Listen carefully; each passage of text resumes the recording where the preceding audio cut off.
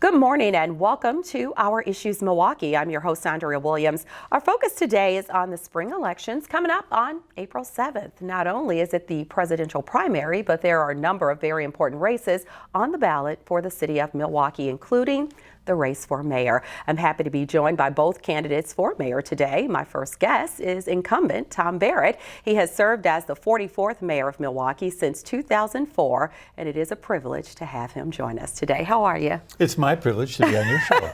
Well, you've been here many times. Thank you for your time today. So you're running for a fifth term, and I'm interested in knowing right off the bat, why is it important for you to continue on as the mayor of Milwaukee? Well, because I see incredible opportunities for this city. I think that the future of this city is very, very bright. And the reason I say that is I think over the last 10 years, we have made incredible strides in building up the heart of the city. The heart of the city encompasses primarily the downtown area and the areas around that. And that's important because every body needs a strong heart. And if you go back 10 years, our heart of our city, our downtown was not strong. Now it is strong. I think anybody who looks at it is going to say there's a renaissance going on there. There's tremendous investment that's going on. Why is that important? That's important because even though that part of the city comprises only about 3.5% of the land area of the city, it comprises basically 23% of the taxes.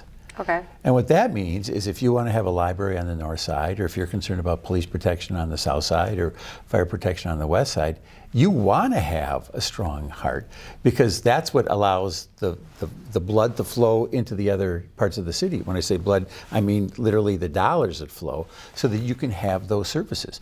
So do I know that there are challenges in the neighborhoods? Absolutely yes. We need more family supporting jobs. We need better housing. We need safer neighborhoods. But you have to have a strong heart in order for that to be accomplished. Okay, so you made your announcement to run for re-election at the Sherman Phoenix. So I'm wondering if there was some symbolism behind that. There was a lot of symbolism behind that, and that is, I think, it is a phoenix rising, and that's what we saw. 2016, the summer of 2016, I will always remember the call that I got about the shooting in Sherman Park. And I went there immediately. I returned later that night, obviously when things had taken a dramatic turn for the worse. And I considered that the most challenging time I had as mayor. Now, obviously in the recent past, we've had the situation at Miller, which is equally tragic. I don't even want to compare them. It's not fair to compare them, but both tragic situations. But I think what we saw there was a community coming together because the locations that were destroyed, by and large, there have been investments there to have them back. So what's so significantly different about that uprising in contrast to the 1967 riots that we had in Milwaukee is you're continuing to see economic investment in these neighborhoods. And a big part of the solution to the challenges that we have in the central city is economic investment. So I was very, very pleased to be able to support those entrepreneurs, those small businesses, particularly businesses of color, that are investing because they believe in our city. Okay, and so you just said that that was one of the most challenging times as mayor. So what would you say you took away from even just dealing with that scenario and having to bring people together and say, we can fix this and move forward? Well, going back in time, my most vivid memories are going out in the following morning and seeing literally dozens, if not tens of dozens of people from the community and sometimes from outside the community who were there to help clean up. They just decided they were coming, they weren't going to let this really ruin our city. And then seeing the church groups arrive over and over again, more church groups coming, that to me was a reaffirmation of the belief that the people in our city have about our city. So that was one of the strongest things I took away from that, is that people continue to believe, and we have to work with those people who believe in our community. Okay, and so one of the issues I wanted to bring up, according to an analysis of FBI crime data, Milwaukee ranked as the 6th most dangerous big city in the U.S., but unfortunately we also have some other labels that we've had put on the city as well that we're not very proud of. One, we hear it's the worst place to raise a black child, worst place to be an African American. How do we go about changing the narrative of these type of things? Well, I think the first way is to be not afraid to talk about it. And this is something I live on a daily basis. This is something that is part of my life. It's part of my job, because I want all parts of this city to prosper. I want this to be the city that is considered the best city in the United States for African Americans. And I believe the way we go about doing that is getting more economic investment in the areas around the central city. That's why I made such an effort to try to get union family supporting jobs at the old Century City site, which is the old A.O. Smith site, because I felt that if we had jobs where people would get health benefits, where they could be a member of the union, that rather than having to spend a half hour or 40 minutes driving to Franklin or somewhere else for a job, that we'd get more economic investment there. Because I talk to businesses around the metropolitan area, and sometimes they're frustrated because they can't get workers. And when I hear them complain about it, my reaction is, well, why don't you put the jobs near the people who need the jobs?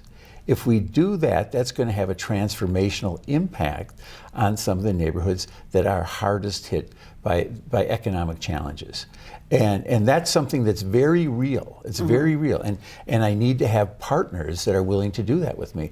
And part of my frustration is that you've got people who are actively fighting my attempts to get union family supporting jobs in the central city. Okay, well, here's the thing. We know that you are very proud of many of the things that are happening in downtown Milwaukee. It's wonderful to see the new Fiserv Forum. There's the Deer District, and then there's the Milwaukee Streetcar, also known as the HOP. So give me your thoughts on the HOP and where it is at this point, because you still have some people who disagree that it was needed, and they've even called it a failure built on a foundation of magical thinking. What do you say to that? Well, I'd ask him to ask the over 1 million riders, 1 million riders of this.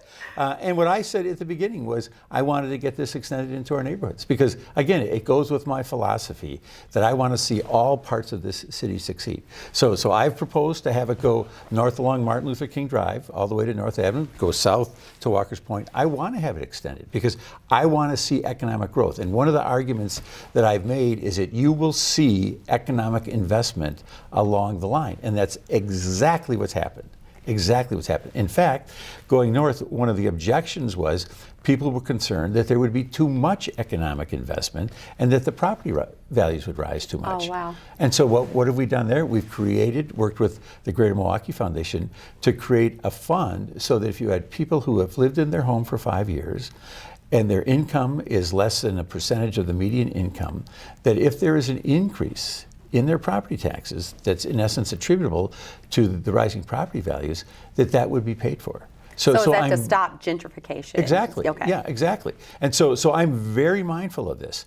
But we know that for middle income people and lower income people, owning a home is the greatest source of wealth in their lives. So I want to have people own homes, and I want to see the value of their homes increase. That's important for me. Okay. Do you see the HOP expanding? Because I know that you've run into a few roadblocks in that department. So in the future, do you see an expansion? I certainly hope so, and we're working to have that happen. Okay. And again, what I've said is I want to have it go north all the way to North Avenue, and I want to have it go south into Walker's Point. Okay. Quickly, I'd like to get your thoughts on the red light cameras, because reckless driving is a concern of many people who live in the city. Where do you stand? I support them. I think that there's a piece of legislation out there that is very, very responsible. There's two concerns that have been raised about red light cameras. One is, are you going to target certain areas of the city? What this legislation does is it caps it at 75 for the city, no more than 5 for each aldermanic district. So the notion that somehow you're going to flood a part of the city with cameras, it just can't happen under this legislation. Second is it used as a revenue source for the city? Under the bill, the money that's raised would go back into traffic enforcement. Why is that important? And why is that important for the African American community? The reason it's important is we have seen a dramatic increase in motor vehicle fatalities among African Americans in our city. We've seen a dramatic increase between 2013 and 2018. So you've got people who are saying, we don't want to put money into police, we don't want to put money into cameras. My question then is, what do you want to do? It's one thing to criticize.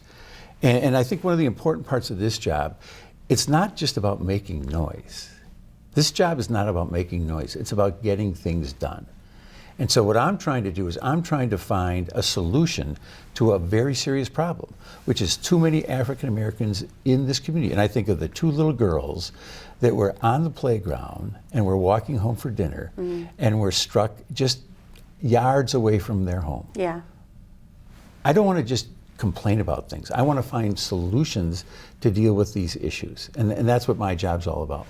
All right. Well, we are quickly running out of time. So we've talked about the Democratic National Convention several times on the show, you and I, but it's coming up in July, right around the corner. This is something that has not taken place in the Midwest, if I'm correct, in like the last 100 years or so. Outside of Chicago. Outside of Chicago. That's okay. Right. So your hopes, when it's all over, said and done, the DNC and what it does for the city of Milwaukee. Well, I think you can look at what's already happened. And one of the things that I've said, and Congresswoman Moore and I are the co-chairs of the host committee, and we've both made it clear that we want to make sure that local businesses benefit from this. I am very proud, and I will be very proud, because the national stage, when I say the national stage, literally the national stage. Really global. But the physical national stage at the Democratic Convention is going to be built by JCP Construction. Oh, I love that. Okay, and we will be on a global stage. And we will be on a global yes. So this goes to your point about getting investment. We're going to have a local African-American construction company building the national stage. I'm proud of that. Yeah. I'm proud of that because it shows my commitment to having local businesses be part of what's really a national event. Okay, and so Milwaukee's future, one word, what would you like to see? Hopeful. I'm hopeful. Hopeful. Because of our citizens. Okay, well, thank you. Thank you very much for taking the time to come and talk to us today. I know you're very busy, and I wish you all the best. Thank you very much. It's always a pleasure. Incumbent Mayor Tom Barrett is on the April 7th ballot for the spring election, seeking re-election as Milwaukee's mayor. For more information on where he stands on the issues, you can visit barrettformilwaukee.com. When we return to Our Issues Milwaukee, we'll meet Tom Barrett's opponent in the race for mayor, State Senator Lena Taylor. And we'll do that right after this.